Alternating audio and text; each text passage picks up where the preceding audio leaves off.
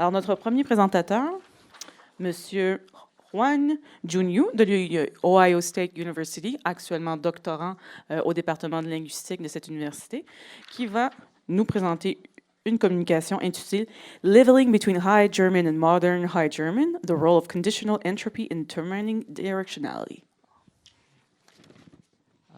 It's not on. Okay. Good morning, everyone. And today I'm going to talk about a language change in the history of German. So first, let's look some basic grammar of Old High German. So in Old High German, there are 4 verb categories in general. That is strong verbs, weak verbs, praeterito praesentia, and irregular verbs. So among strong verbs, the tense stems is built by the vowel change in stem. So the sing-on is an infinitive, which means sing, and is past first singular is sung. The vowel change is are here, and for the past participle gesungen, the stem vowel change into u here. So the similar examples in English is sing, sang, sung, and there are 7 classes in strong verbs, and the difference between these classes is the pattern of vowel change.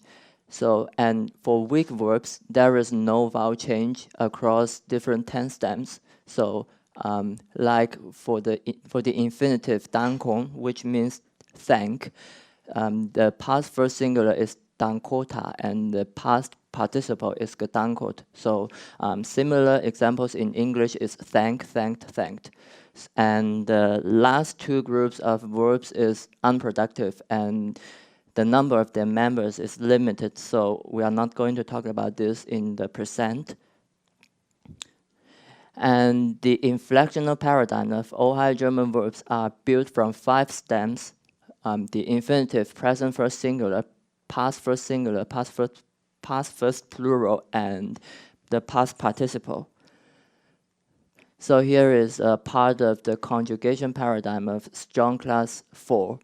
So we can see that the present singular has the same stem nim here, and the present plural share the same stem nem with the infinitive. And the past first singular and past third singular have the same stem, and the rest of the past forms have another stem nam with a long r here, and past participle has its own stem.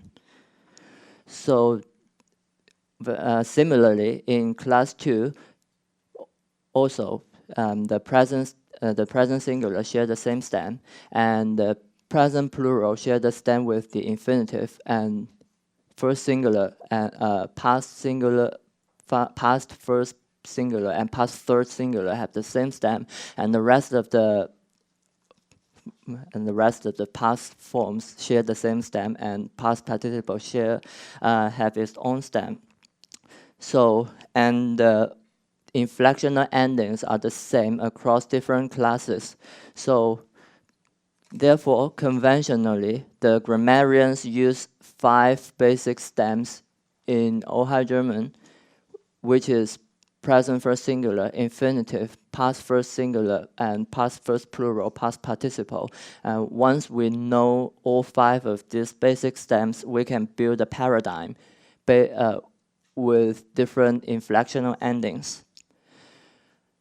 So this is the question I'm working on. So this is a diachronical change in the history of German. So in class 1, Old High German class 1, the past first plural and past participle share the same stem, which is different from the past first singular. And in modern High German, this stem is replaced by the past first plural and past participle stem, so that in modern High German, all 3 forms share the same stem, Stieg, which is originated from the past first plural. And the replacement of a form by another in the paradigm is called leveling here, and leveling is the keyword of my work. So in class 3, the situation appears to be similar in that past first plural and past participle have the same stem, while the past first singular has a different stem. So we might expect that this one will be replaced by the past first plural as it is in class 1, but in fact, it is the past first plural that is replaced by the past first singular here, and the past participle is returned. So, and in class 2, all 3 stems are different, and in modern High German, they are leveled by the past participle, so that every one of these forms use the stems that is originated from the past participle. So to explain the different direction of leveling, I have an assumption that in language acquisition, speakers choose the most predictive form in a paradigm and derive other forms with roots. And the most predictive form might serve as the base of leveling in language change. So let's see a toy example here. So in language acquisition, children can memorize all of these forms to learn the inflection of verbs, but this is too onerous for their memory. So an option is that they can choose one set of this form and derive the other set with roots. So for example, if they choose the infinitive as a base and derive the past participle based on the infinitive, they can find that all long e here in infinitive will become short in past participle. And if the stem final consonant is t or d, then they will get t in past participle. And if it is b, then they will get b here. So they can derive every past participle forms here. But in the reverse direction, if they derive the infinitive based on the past participle, when the stem final consonant is t, they will have difficulty in deciding whether the stem final consonant should be t or d here. So therefore, we can say infinitive is more predictive than the past participle, and in language acquisition, children might tend to use the infinitive forms to derive the past participle. And so to derive the, I'm sorry. So so in language change, the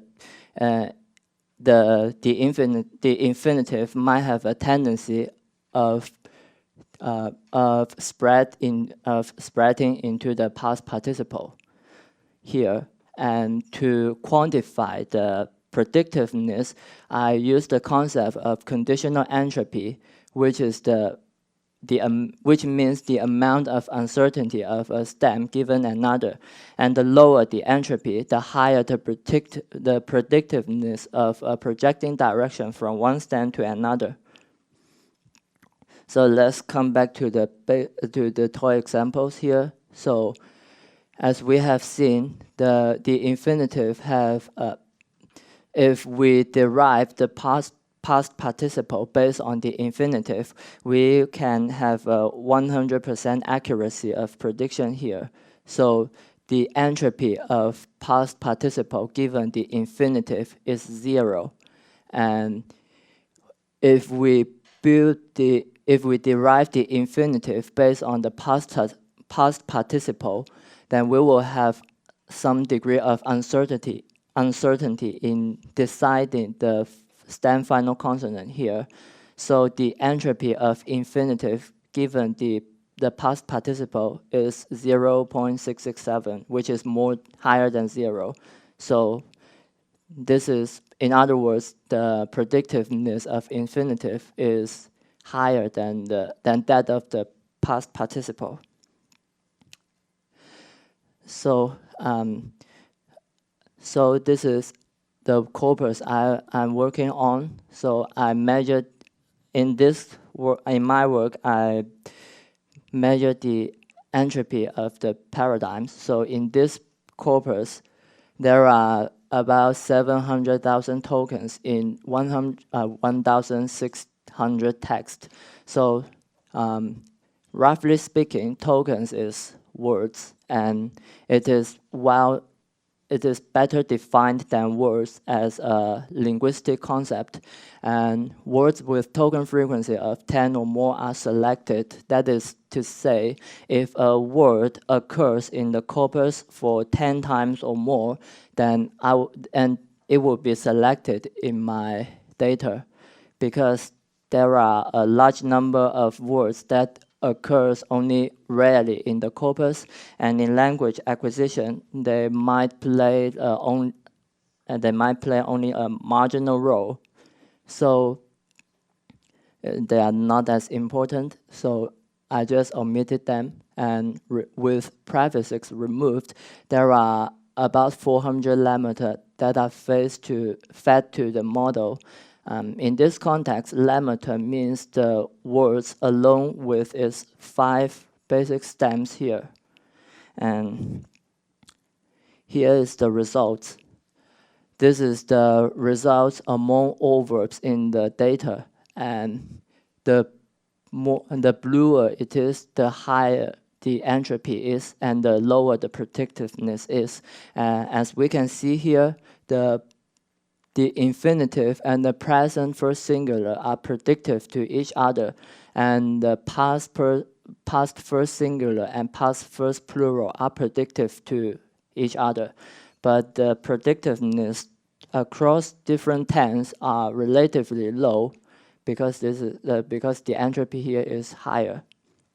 So this is the results among the strong class 1 verbs. And so the results is correspondent to the historical change. As we can see here, the past first plural has the lowest entropy and therefore the highest predictiveness to other forms, which means that it might serve as the base for leveling. And in history, it is actually the past first plural here that is spread into all past forms, and the past first singular here is replaced. And among strong class 3 verbs, it is we can see the past first singular has the lowest entropy and therefore the highest predictiveness to other forms. And in history, it is exactly the past first singular that spread into all the past forms here. So the results are correspondent to the historical change here as well. And although there are some counterexamples in other groups, I can draw the conclusion as well that the study provides evidence that paradigmatic predictiveness can play a crucial role in determining the direction of leveling in general based on these diachronic changes in German inflectional paradigms. So, and my work in future is focusing on explaining the counterexamples reviewed in my results. So, thank you.